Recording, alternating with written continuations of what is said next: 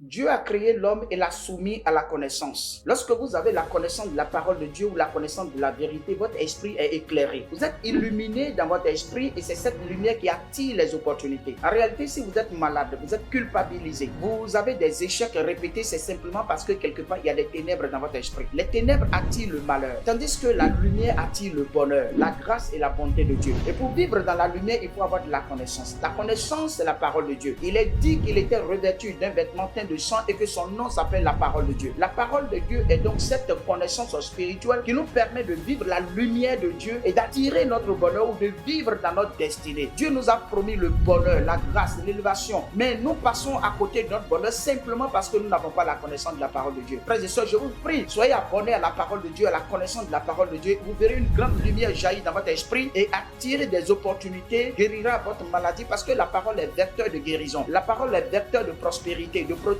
et d'élévation. Et lorsque vous n'avez pas la parole de Dieu, vous vivez dans les ténèbres et vous êtes manipulé. Vous êtes manipulé, vous êtes machinalisé et vous tombez dans des pièges du diable. Que Dieu vous en délivre au nom de Jésus-Christ. Je profite de cette occasion et je prie pour toutes ces personnes qui sont malades et qui souffrent et qui sont manipulées par le diable. Je proclame la guérison sur votre vie, la délivrance et la liberté. Que la grâce de Dieu abonde sur vous. Soyez bénis, soyez fortifiés et que la paix et le bonheur, la grâce de Dieu vous accompagnent au nom de Jésus-Christ.